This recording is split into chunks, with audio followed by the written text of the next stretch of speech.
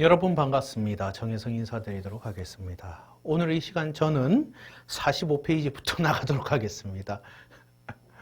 원래 강약, 원래 올해 그 초등음악 콘텐츠까지 할 때는 제목을 꼭 얘기를 하잖아요. 근데 이번에는 진짜 교과서 진도대로 나가기 때문에 페이지 수를 얘기할게요.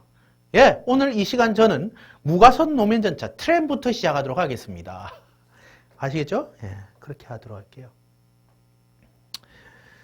45페이지 무가선 노면전차 45페이지입니다. 또 딴 페이지 피시면 안 됩니다. 아시겠죠? 트램입니다. 여러분들이 그렇게 아기다리고 고기다리던 트램입니다. 전용선로 또는 도로를 공용으로 주행하는 전기철도를 의미하면서 곡선 반경이 25m에서 60m.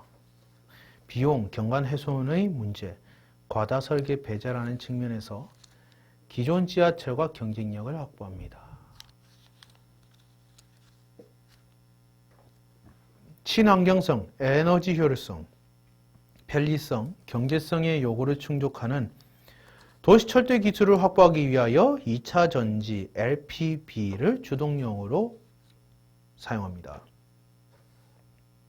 그리고 무가선 및 유가선 하이브리드 방식으로 운행 가능하며 기존 선도 호환 가능한 저상형 경량철도 차량으로서 고상 역사가 불필요하고 중앙 전용차로 공간의 안전적 확보가 있습니다. 그리고 도시 미관을 생각하는 교통수단 ITS와 접목이 가능하며 첨단 교통관제를 통해 안전성, 정확성을 높여갈 미래지향적인 교통수단을 의미합니다. 여기서 ITS 우리가 저번 주에 ITS가 뭐라고 했죠? 한번 찾아볼까요? ITS 고도도로 교통 시스템을 얘기하죠. 자, 스마트 카드 등 세계적인 수준의 IT 기술을 확보하고 시민의 교통수단을 한 단계 더 발전시킬 수 있는 대한공공교통의 녹색혁명, 지하에서 지상으로 구현한다. 해가지고 밑에 그림 나와 있죠. 보시면 됩니다. 근데 여기서 차상 설비도 그렇고 지상 설비도 그렇고 특히 지상 설비는 아마 면허를 따신 분들은 당연한 얘기지 않을까라는 생각이 듭니다. 47페이지 볼게요. 47페이지. 단거리 순환 전철망 그래가지고 모노레일이 있습니다. 모노레일. 이 모노레일과 관련한 내용은 여러분들 교재 51페이지하고 269페이지를 참고를 하시면 됩니다. 269페이지라 참고를 하시면 되고 이 모노레일에 대해서 우리가 필기를 한번 해볼게요. 자, 봅시다. 이 몇 페이지야? 47페이지. 지워도 되죠, 이제? 지울게요. 자, 봅시다. 모노레일 47페이지죠. 모노가 거의 하나잖아. 모노레일 한번 볼게요. 모노레일. 이렇게 하지 말고. 자, 모노레일 한번 볼게요. 모노레일. 자, 모노레일 보면은 단계조 철도입니다. 단계조 철도.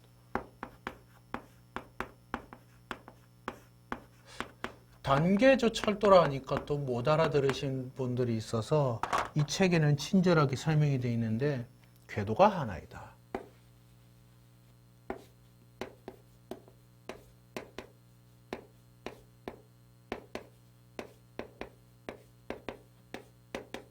그러니까 레일이 하나라는 설입니다. 그래서 세계 각지에서 관광이나 도시 신교통수단으로 사용됩니다. 대표적으로 우리 철도 학과 애들이 아니라고 생각하고 일반인이라고 생각하고 얘기하면 거기도 모노레일이죠. 스카이캡슐 같은데 그런데도 모노레일이라고 보시면 됩니다. 특징으로는 주요 관광 목적으로 이용하고 국토 대부분 산악지 관광지 또는 경사가 심한 곳에 대다수 위치합니다. 지역이 험한 관광지에서도 교통약자가 편안하게 관람할 수 있는 기회를 제공하고요. 새로운 볼거리와 탈거리를 탄생시킴으로써 관광객들에게 다양한 재미를 제공하고 있습니다. 네, 제공하고 있고요. 자, 그 다음 필기 들어가도록 하겠습니다. 그리고 모노레일 같은 경우는 또 유인 운전 시스템이래요. 그리고 빔형 모노레일을 따라서 주행하는데, 예를 들어서 이 모노레일 같은 경우에는 책에 말레이시아 KL, 미국 시애틀, 라스베가스, 도쿄, 치바, 타마시, 오사카 이런 데 있대요. 예. 빔형 모노레일 따라서 주행한다. 그리고 모노레일을 하면은 두 가지 현수식이 있죠. 예. 일단 빔형.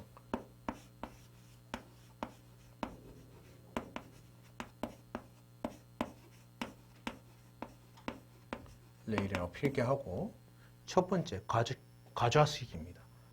아, 과자 먹고 싶네.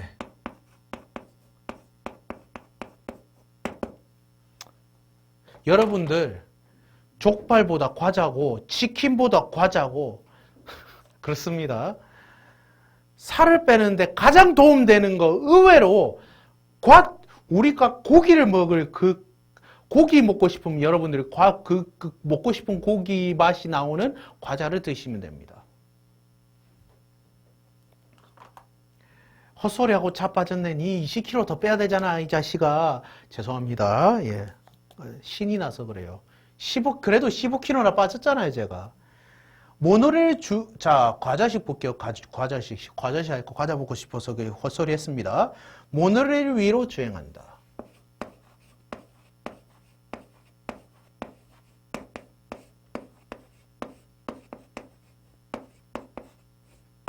이것이 과자식이고요. 그러니까 모노레일 위로 주행한다는 게 뭐예요? 뭐 대충 이렇게 돼 있어. 뭐 이런 식으로 뭐 열차가 뭐 이런 식으로 뭐 가는 거죠. 이렇게 가는 거죠. 이렇게 가기도 하고 이렇게 들어가기도 하고 이렇게 보시면 되고요. 자, 그 다음 현수식입니다. 자, 제가 책에 있는 내용을 필기하는 이유는 현주는 여자 이름이고 이 자식아.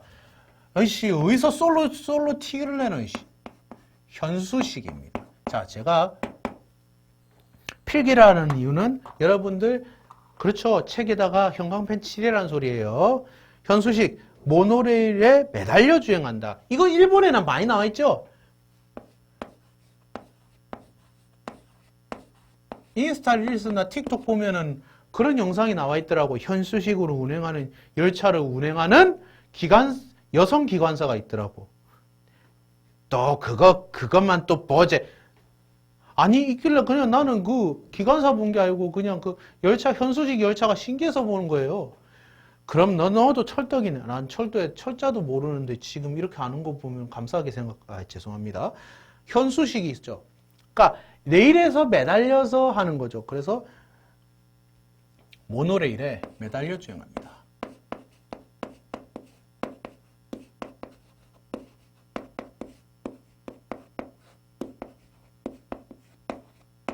매달려서 주행합니다. 그리고 구동 및 주행입니다.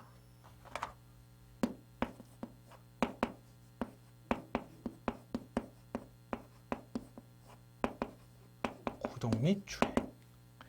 구동 및 주행 볼까요? 회전형 모터.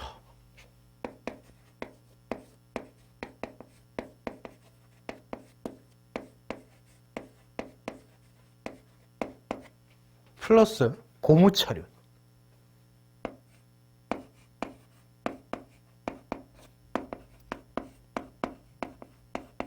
이것이 모노레일의 특징이 되겠습니다. 그리고 중단거리 노선에 적합해서 10km에서 20km 정도 노선의 길이가 그렇다고 보시면 되겠습니다. 예, 그렇게 보시면 되고. 자, 여러분들 눈치껏 피세요. 예, 눈치껏 피시고. 자, 아까 궤도가 하나라고 했죠? 한 개의 주행로라 그랬습니다. 그래서 고무 타이어 차량이 주행하는 차량 시스템이고요. 주행로 위를 움직이는 과자식하고 주행로 아래를 달리는 현수식 이때 있다고 했죠. 똑같은 얘기를 또 반복을 하고 있습니다. 자, 예를 들어 봅시다. 그러면 이 과자식은 어디에 있고 현수식은 뭐 일본에 있다는데 일본 어디에 있는지 알려줘야 될 거 아이가? 라고 저한테 물으신다면 말씀드리겠습니다. 일단 과자식 모노레일입니다. 과자식 모노레일은 아까 뭐라 그랬어요? 모노레일 위로 주행한다 그랬죠? 곡선 반경에 제약이 없어요. 눈, 비 등 기후의 영향이 많죠. 왜? 눈하고 비는 아래로 내리지 위로 올라가지 않잖아요. 그래서 유지보수가 유리하지. 근데 유지보수가 유리해요. 왜냐하면은 선로가 밑에 깔려있기 때문에 유지보수가 위에 깔려있어 봐라. 와, 이거 하는데 얼마나 힘들겠어요. 그래서 유지보수 하는 데는 유리하다. 자, 그러면 과자식 모노레일의 대표적인 예로는 뭐가 있을까? 니 한번 지우자. 그걸 니 지워야 된다. 니 자리는 많이. 말레이시아 KL.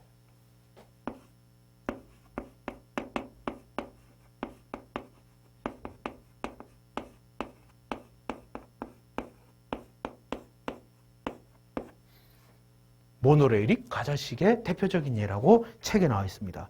자, 그럼 현수식 모노레일은 뭐예요? 현수식 모노레일은 뭐다?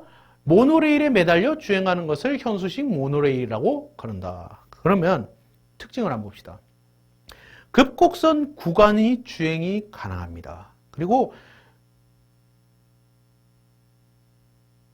눈비 등 기후의 영향을 적게 받으나 유지보수가 어렵습니다. 눈비 등 기후의 영향을 적게 받지 하늘에서 내리지 위로 올라오진 않잖아요. 내가 얘기했듯이.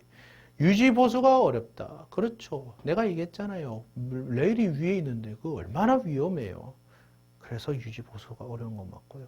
그러면은 아까 네가 틱톡에서 봤던 그 여자 기관사가 움직이던 현수식 그 모노레일이 일본 어디에 있냐 이 말이야. 바로 일본 쇼난에 있습니다.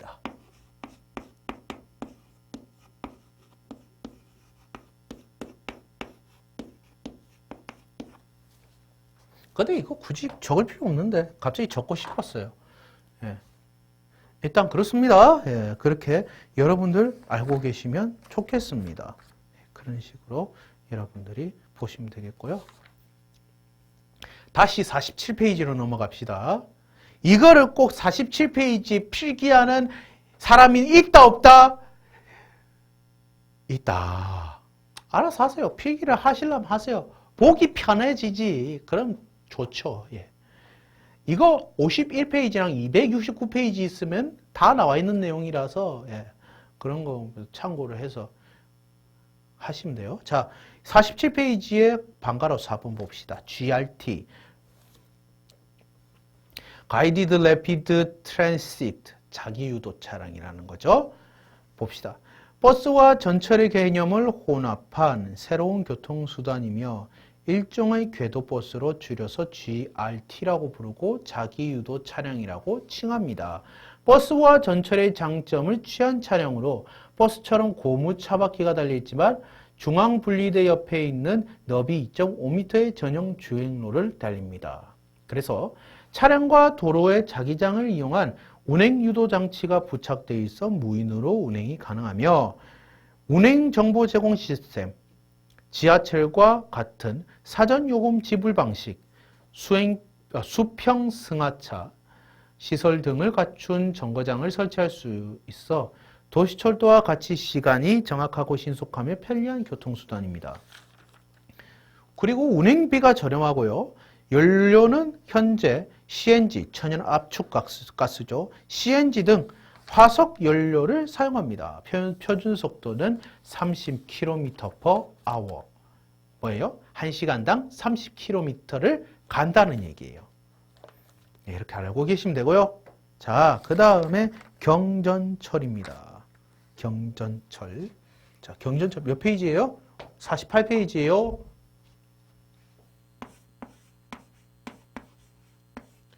경전철은 우리나라에 어디에 있는지 야, 니는 왜 자꾸 사람 이름을 적고 자빠졌냐? 경전철 이러고 경천철 이러고 자빠졌어. 그죠? 경전철입니다. 시간 방향 당 5,000명에서 3만 명 정도의 수송 능력을 갖고 일정한 궤도를 따라 주행하는 신교통 시스템으로 버스와 지하철의 중간 규모로 자동화된 차량 운행 방식을 채택하여 정시성, 안정성, 편의성, 쾌적성을 대폭 향상시킨 21세기 신개념의 최첨단 교통 시스템을 의미합니다. 그래서 특징으로 봤을 때 시스템의 경제성 해가지고 급구배, 급곡선, 주행 성능이 우수합니다. 그래서 경전철 타다 보면은 급곡선 구배가 있어요. 특히 인천 가면, 인천 1호선 경전철이죠. 가보면 구배가, 와, 이게, 와, 장난 아니에요. 구배가. 급구배 장난 아니고, 또 대다수의 경전철이 그렇지만 부산 김해 경전철 급곡선 장난 아닙니다. 물론 의정부도 마찬가지죠. 급곡선 장난 아니에요. 그래서 주행 성능도 우수하고요. 구조물의 규모가 작아서 건설비가 저렴합니다. 건설비가 싸다 라는 특징을 가지고 있다 보시면 됩니다. 그래서 지하철의 약 30%라고 나와 있습니다. 그 다음에 경전철 하면 또 특징이 있죠. 뭐예요? 그렇죠. 자동 무인 운전 방식. 무인 운전하면 ATO라고 보시면 됩니다. 그래서 무인 운전 방식으로 시스템 비용은 고가죠. 시스템 비용은 당연히 고가겠지. 자동으로 운행하니까. 그러나 운행비가 절감됩니다.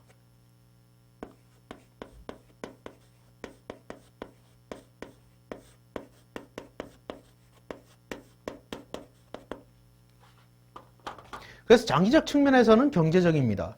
안전성 및 신속성, 전용 가이드레일 구조로 버스 등 노면 교통에 비해 안정성과 정시성이 높죠. 그래서 자동 운행 시스템 채택으로 배차 시간을 최소화하여 승객 대기 시간 120초, 2분이죠. 최소화로 신속성을 확보합니다. 저공해성 및 친환경성으로 주 동력원이 전기를 이용하므로 소음이 적고 환경 친화적이며 에너지 절약적인 교통수단을 의미합니다. 그리고 최쾌적한 도심 환경 조성 가능 및 경전철 도입으로 지역 균형 발전 계기 마련이 가능하다라고 보시면 되겠습니다.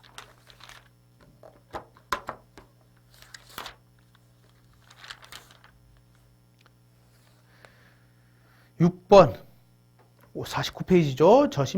저심도 도시철도가 있고요. 7번 BRT 버스 레피드 트랜시트 부산에 있더라고요. 부산에도 있어요. 창원에서도 이걸 만들 거라고 막 고가 도로를 막 2차선으로 막 줄이는데 창원 사람들 별로 안 좋아하는 것 같던데. 하여튼 간선 급행체 버스 체계가 있어요. 근데 이게 버스 기사님들 입장에선 편해요.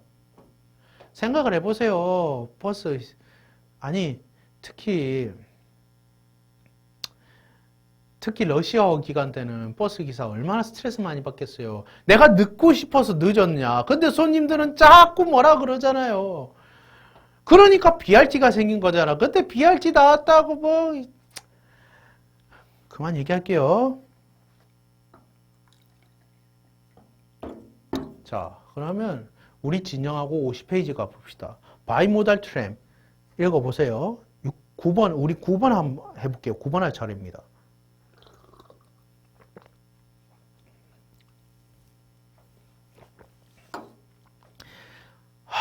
선형 유도 모터 LIM 돼 있는데 난 LIM이라고 읽는 게 림이라고 읽는 게 영 불편해서 뭐라고 얘기할 거냐면 풀네임으로 적을게요. 아시겠죠? 자, 50페이지입니다. 50페이지. 50페이지 보시면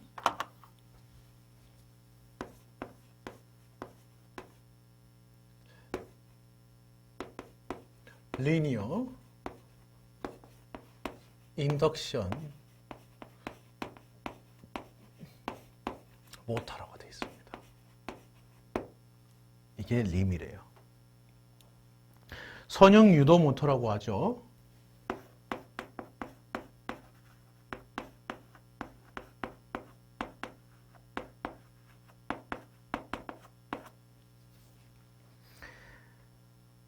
궤도와 차륜의 점착 없이 차량과 가이드웨이 간의 전자력을 이용하여 주행하는 신교통수단을 의미하고요.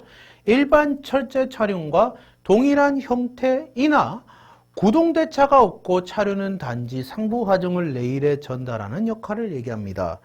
그리고 차륜 직경의 축소로 급곡선, 주행성이 우수.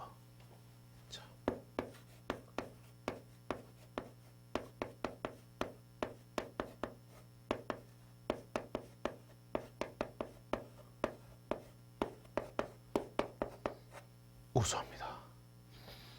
그래서 노선 계획 시 유연성이 높습니다. 또한 차체가 낮습니다. 차체가 낮다 그러니까 무슨 말인가 하는 환원이 이걸 얘기하는 거예요. 차량이 뭐 단면 잘라보면 뭐 이런 식으로 생겼잖아요. 대충 이렇게 생겼잖아요. 대충. 그럼 이거 자체가 차체란 얘기예요. 이거 자체가 차체란 얘기예요. 이 차체가 낮다라는 거예요. 그래서 차량 높이를 차량과 동일하게 계획할 경우 높은 실내 공간을 얻을 수 있다. 이 차체가 낮다라는 소리예요. 그래서 그렇게 할 수 있고요. 그리고 차륜이 직접 구동하지 않으므로 소음이 적다.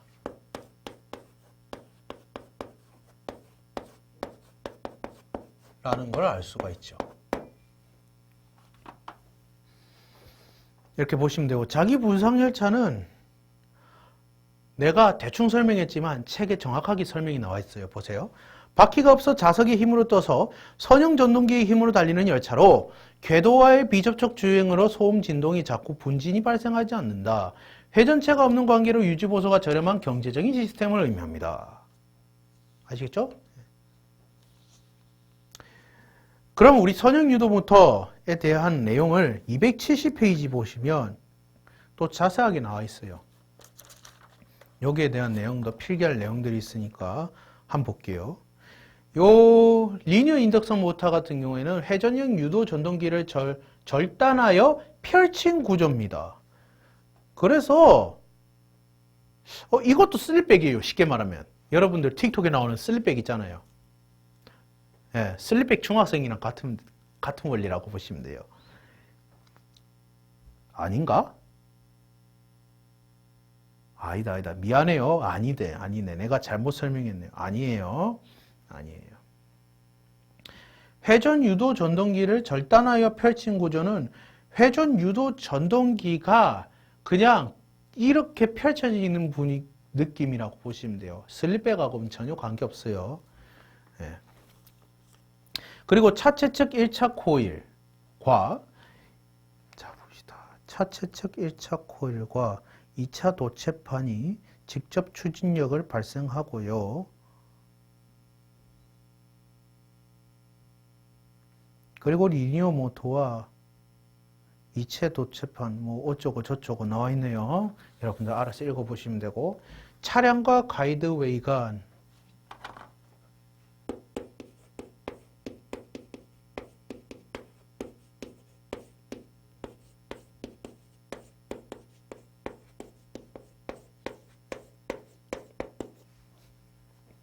전자력으로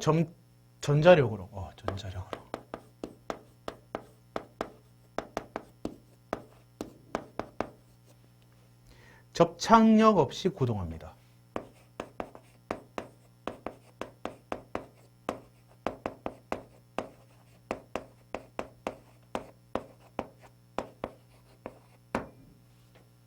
예. 그 다음에 차륜 직경이 작아서 터널 공사비 절감 가능.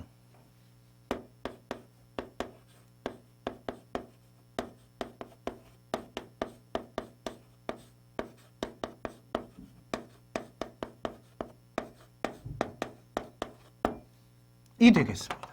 이게 리니어 인덕션 모터의 특징이라고 보시면 되겠습니다. 아시겠죠? 자, 아까 언급한 이 신교통 시스템에 관련된 자세한 내용은 우리가 챕터 4의 철도 차량에 대해서 언급할 때도 한 번 더 언급을 해드리도록 하겠습니다. 그때는 아마 읽어 내려가기만 할 거예요. 아니면 똑같은 내용을 또 필기를 할 수도 있어요. 예, 그거를 알고 계시면 되겠습니다.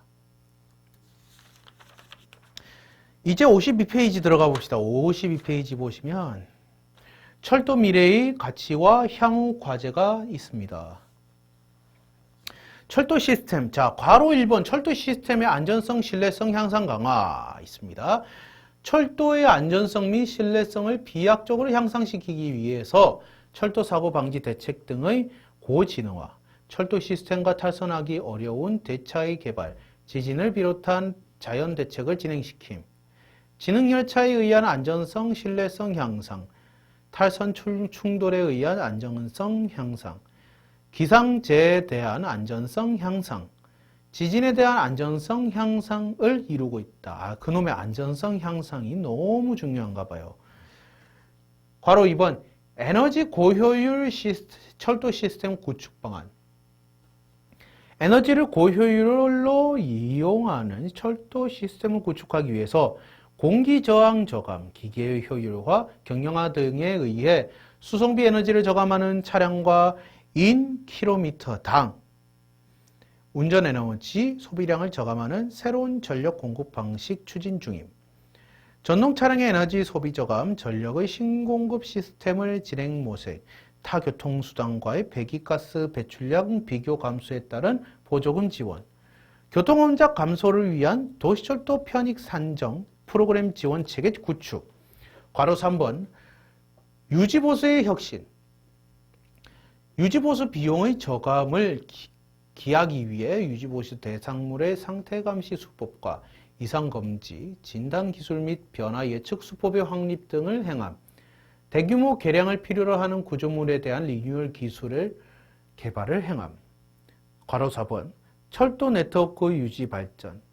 철도의 우위성을 끌어내어 철도 수요를 환기하는 것으로도 철도 네트워크 유지 발전을 기하기 위하여 진동 승차감 등의 기술적 수법의 개발 시급, 고속화에 따르는 연선 환경의 예측 평가법의 개발 지속, 여기다 주변의 이동 원활화를 위한 신기술의 개발 노력, 철도 물류 수송 정책의 내실화 및 지원 정책 필요, 여객 위주의 선로 배분으로 인한 상대적인 화물 절차 서비스 제공의 악화, 타 교통수단의 유류세 감면, 고속도로 통행료 인하, 유류 환급 정책 등의 혜택과는 거리가 먼 정부 차원의 철도 물류 분야, 홀대 정책, 국가 차원의 철도 물류 분야 세제 지원 제도화 시급.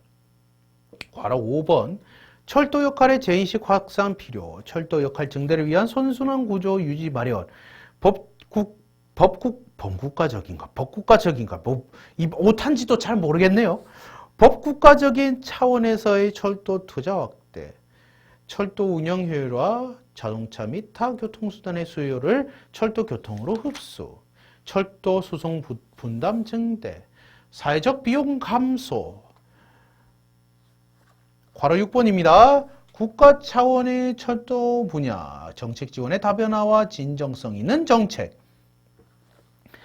철도 운영회사에 대한 현실적인 보조금 수준을 점차적으로 줄이는 방안, 철도 운영회사의 명확하고 투명한 운영 정책 제도 확립, 철도 운영회사가 기존 철도 수송시장 등과 같은 철도 연계 산업 구조에 진입이 가능하도록 제도적 의무화 마련, 철도 관련법의 개정을 통한 도시철도 운영의 다변화된 철도 교통을 공급하여 진정한 대중교통의 활성화를 정착화시키려는 노력이 필요함.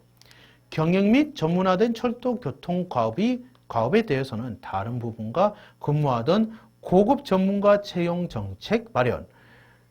철도 민영화가 단순히 이익을 목적으로만 하는 기업의 철도 분야 진입이 아닌 교통량이 적은 선로의 개발 및 운영 등을 책임짐으로써 공공서비스 의무의 분명한 대리 역할로 거듭나는 기업의 사회적 책임 역할을 다할 명분이 필요합니다.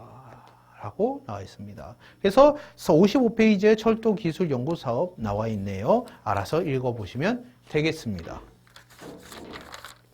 56페이지 한번 읽어볼게요. 철도 서비스에 의해 해서 1.5.1에 철도 서비스의 개념이 나와 있습니다.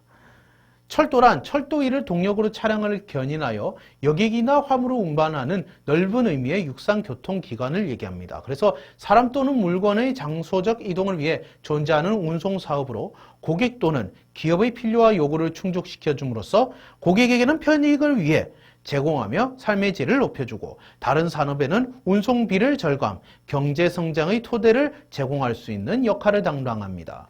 철도 노동이라는 인적 요소와 궤도와 차량을 포함한 철도 설비라는 물적 요소가 유기적으로 일체가 되어 여객이나 화물을 일정 지점에서 일정 지점까지 운송하는 무용 서비스를 말합니다. 철도 여행 과정에서 이루어지는 승차권 예약, 역 도착, 승차권 발권, 승차 대기, 열차 탑승, 열차 내 서비스, 편의시설, 목적 지역 도착, 대중교통 연계까지 장소적 이동을 완료하기 위하여 제공하는 유무용의 행위를 얘기합니다. 철도 서비스를 고객과의 연계해서 효용 가치를 발생시키는 철도 노동이라는 인적 요소와 주행하는 궤도와 차량을 포함한 철도 서비스 승강장, 식당, 도구, 소모품 각종 편의시설이라는 물적 요소가 유기적으로 일체가 되어 생산해내는 무형의 수송 서비스라고 정의합니다. 1.5.2 철도 서비스의 분류 및 구성해서 괄호 1번에 철도 서비스의 분류가 나와 있네요. 철도 서비스를 유형별로 나누면 크게 사람 중심의 서비스, 설비 중심의 서비스, 그리고 제품 관련 서비스로 분류합니다. 먼저 사람 중심의 서비스로 영무원, 고객지원센터, 기관사 및 안전요원 등이고요. 두 번째로 철도 중심의 서비스로는 사람의 노력도 어느 정도 중요하겠지만 상당한 설비의 지원이 필요한 서비스로 역 주변의 모든 시스템, 그러니까 ES, EL, 게이트, 정거장, 열차 운전, 장비 보수 등이 있습니다. 그리고 제품 관련 서비스로는 제품이 본원적 제공물이고 서비스는 제품의 지원적 역할을 얘기합니다. 그리고 철도 분야에 접목을 해보자면 제품은 안전과 정시 운행이 본원적 제공물, 이를 위한 전반적인 사람 및 설비 중심의 서비스가 정시 안전이라는 제품의 지원적 역할을 얘기합니다. 구성을 보면 철도 서비스의 경우 서비스 개념이 무형적인 것만으로는 다르게 유무형의 복합적인 기능을 가진 것으로 인식합니다. 57페이지 보시면 표가 나와 있네요. 맨 밑에 표, 열차 운행 서비스 품질에 대한 여러 측면이 있습니다. 그래서 고객의 측면에서 서비스 품질이 정시 운행일 경우 운행 지연이나 운행 취소가 될 경우에는 대체 교통수단을 이용을 하고요. 운영자 측면에서 정시 운행일 때 운행 지연이 될 경우 빠른 고장 복구 조치가 필요하죠. 빠른 고장 복구 조치가 필요한데 좀 느리게 고장 복구 조치를 해버리면 손님들이 민원이 올까요? 안 올까요?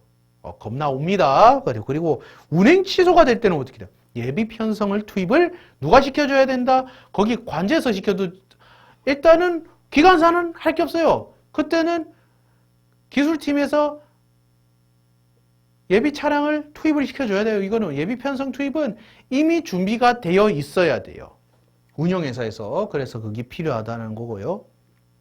시스템 공급자 측면에서 서비스 품질이 RAMS, 램즈일 때 램즈가 고장이 났다. 그럼 이중계를 구성한다고 되어 있습니다. 58페이지로 넘어가시면 서비스 고장 등급이 나와 있네요. 그래서 일시적인 고장의 경우 지연 시간은 1분 미만이고 초동 조치로는 현장 조치 및 관제실 원격 제어, 서비스 고장 판별로는 정시 운행. 경미한 고장도 마찬가지인데 지연 시간이 3분 미만인 경우 말고는 똑같네요. 중대한 고장입니다. 중대한 고장, 지연 시간으로는 30분 미만, 초동 조치로는 유지 보수 직원 투입 및 조치. 그래서 서비스 고장 판별로는 서비스 고장으로 판별이 난대요. 심각한 고장도 마찬가지겠죠. 다만 지연 시간은 30분 이상이다.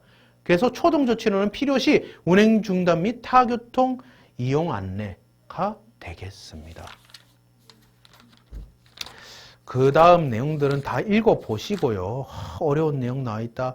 67페이지로 한번 넘어가 볼까요? 도시철도 비용 한번 찾아보세요. 도시철도 비용 보시면 도시철도가 서비스하는 노선의 길이를 보유한 노선이 있다면 시간당 승객 수율을 Q라고 지정하여 기타 부수적인 조건을 활용해 도시철도 서비스 제공에 소요되는 비용을 알아봅니다.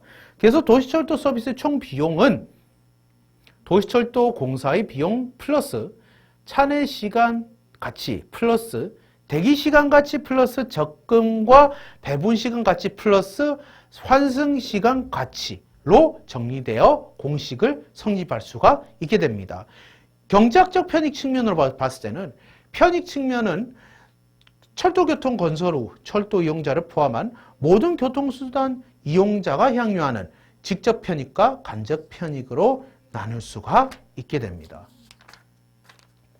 그래서 여러분들이 이제 70페이지로 넘어가세요. 70페이지로 넘어가서 우리 매몰 비용에 대해서 한번 알아보겠습니다.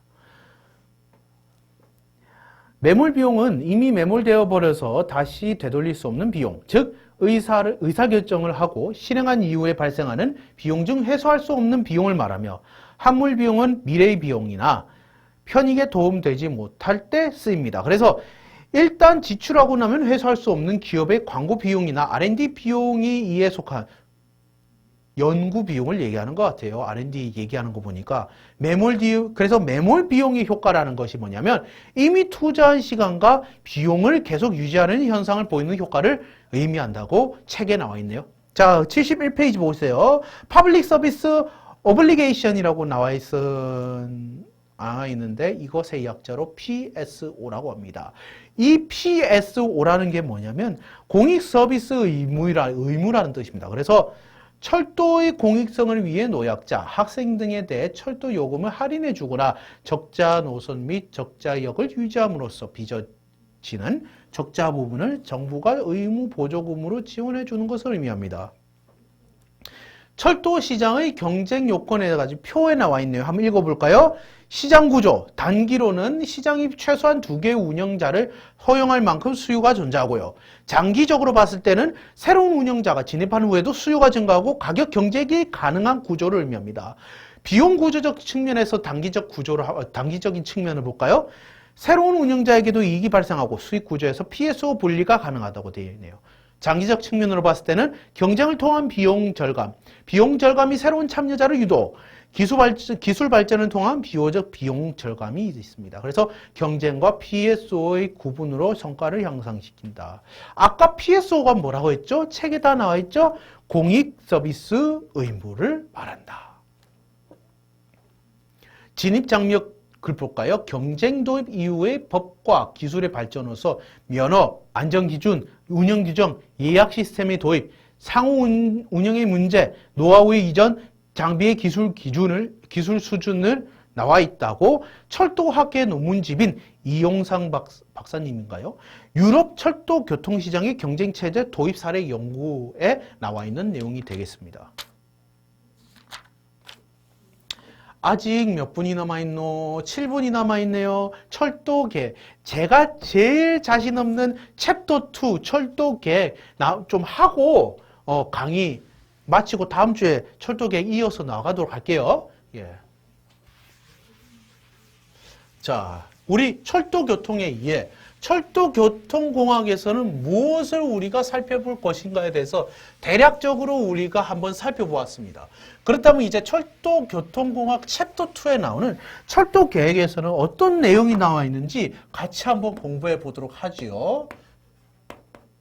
다만 제가 철도 계획에 대해서 자신이 없기 때문에 물 좀 마시고 우리가 한번 7분 동안, 6분 동안, 그래 5분 동안 달려보도록 해보겠습니다. 달리고 시간 없으면 다음 주에 뵙도록 할게요. 이 옷 입고 또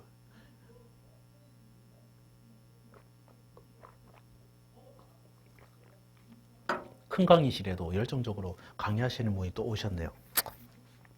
자, 철도 계획 들어가는데 철도 계획은 제가 자신 없는 파트이기 때문에 그냥 아마 아까처럼 책만 읽어 나갈 것 같아요. 그래서 계획이 무엇이고, 계획의 10가지 시각이 무엇이고, 철도 계획의 과정. 여러분들, 철도 계획의 과정에 대해서 내가 설명할 내용들은 없는데, 이거 여러분들, 일반인들도 잘 보셔야 돼요. 왜냐하면, 내가 유튜브에서 댓글을 봤어요. 제가 고향이 어디냐면, 자, 고향을 알려드릴게요. 자, 고향. 자, 제가 고향을 알려드릴게요. 고향을 알려드리면, 자, 지도가 있죠. 이렇게 지도가 있고, 제주도, 울릉도, 덕도, 재파, 그죠? 지금 우리 강의실은 어디에 있다? 서울 정중앙 목동에 있어요. 우리 집은, 우리 고향은 여기에 있어요. 전라도 아니에요. 경상도예요. 자, 그리고 제가 오래 살았던 지방은 여기에요. 어디죠? 부산이죠? 예. 그렇죠. 예. 이게 중요한 게 아니죠. 자, 갈 때는, 자, 이게 중요한 게 아니죠. 우리가 제일 중요한 건 이거예요. 지금 예를 들어 진주가 여기 있어요. 제 고향이 삼천포예요. 무슨 진삼선을 계획하고 있다고 그러더라고요. 그래, 진삼선 계획하는 거 괜찮겠지. 근데 이 진삼선을 계획을 한다고 해봤자 오래 걸릴 거예요. 여러분들 교재 80페이지 보세요. 철도 계획의 절차가 이렇게 복잡하게 나와 있잖아요. 그런데 어떤 유튜브 댓글에서 뭐라고 나와 있냐면은 될 수 있으면 이거를 빨리 착공시켜라. 될 수 있으면 이 날짜에 착공을 했으면 좋겠다. 라고 죄송합니다. 내뱉을게요. 무식한 생각을 하고 있더라고요.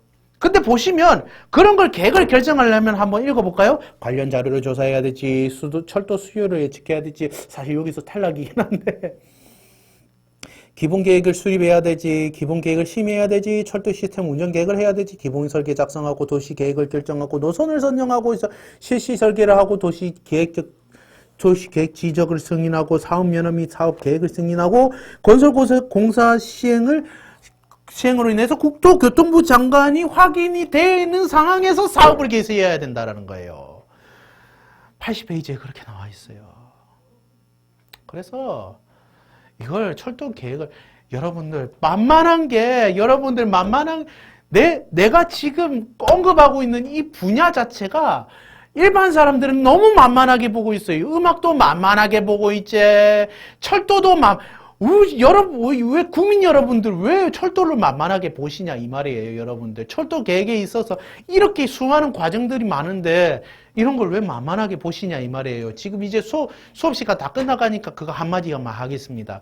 여러분들 늦어도 2024년 9월 안에는 우리가 다 계획이 돼 있어야 된다라고 말을 쉽게 하는데 말을 절대 쉽게 하지 않는 여러분이 되시기를 바랍니다. 왜? 철도 계획이 이렇게 많아요. 한번 읽어볼까요? 철도계획 건설 인허가 과정 내가 이건 말 안 하고 싶은데 이거를 자세하게 뜯어보면 이렇습니다. 철도 관련 자료 조사를 하려면요. 국가철도계획, 관련 상위계획, 기존 철도 현황, 교통 현황을 봐야 되고요. 철도 수요 예측으로는 4단계 수요 추정이 있습니다. 그런 다음에 기본 계획을 수립하는데 노선 계획을 해야 되죠. 타당성 조사를 해야 되죠. 정거장 위치 선정을 해야죠. 또 노선안을 작성해야 되죠. 경영수지 분석하고 공사 시행 방식을 우리가 이랬다 저랬다 고민을 해봐야 되죠. 그러면서 기본 계획을 심의를 하는데 관제기관과 협의를 해야 되죠. 도시철도 심의위원회를 꾸려야 되지. 그 다음에 기본 계획을 확정하고 국무회의에다가 보고를 해야 됩니다. 그러면서 철도 시스템 운영 계획에서 수송역을 결정해야 되고 시스템을 확정해야 되고 기본 운전 계획을 결정해야 돼요. 그 다음에 기본 설계 작성을 통해서 기본 설계안을 작성하고 건설 기술 심의위원회 기본 설계 확정. 도시계획 결정으로는 기본 계획 설계안 공청회 및 공람공고, 관계기관 협의, 중앙도시계획위원회 공고, 그리고 기본계획 확정하고 노선 선정할 때는 교통영향평가, 환경영향평가, 지선선 신청, 노선 지정 고시, 실시 설계는 실시계획 설계 작성, 공고 및 공람, 설계 심사, 인가 신청, 인가 고시, 도시계획 지적 승인으로는 지적도 작성에다가 도시계획 심의위원회에다가 지적 승인 시책에다가 지적 승인하고 고시하고요. 사업면허 및 사업계획 승인할 때는 지적 분할, 사업면허 신청, 면허 준교복, 건설 및 운영, 사업계획 수립, 공고 공람, 관계인 통보, 사업계획서 제출 작성, 고시. 그 다음에 건설공사 시행은 보상감정, 이주대책 수립, 보상협의, 용지 보상, 건설공사 시행, 준공검사, 국토교통부 장관이 확인된 다음에 사업을 개시를 해야 된다 이 말이에요. 이렇게 얘기를 했는데도 지금 2분이 지났죠. 이렇다라는 내용, 여러분들 이 철도 계획 이거 너무 쉽게 생각하시면 안 돼요. 이 철도 계획을 하려면 이렇게 오래 걸린다는 사실 여러분들 꼭 알아주셨으면 좋겠어요. 이거는 학습과 관련 없이 여러분들 상식으로 알면은 이해하기 쉽지 않을까라고 생각해서 제가 이렇게 얘기를 했습니다. 그럼 철도 계획에 대해서 뭐 언제 설명할 거냐? 바로 85페이지부터 시작을 할 건데 이거는 다음 주 목요일 날 저녁에 뵙도록 하겠습니다. 그때 업로드 시작할게요. 아시겠죠? 여러분들 감사합니다.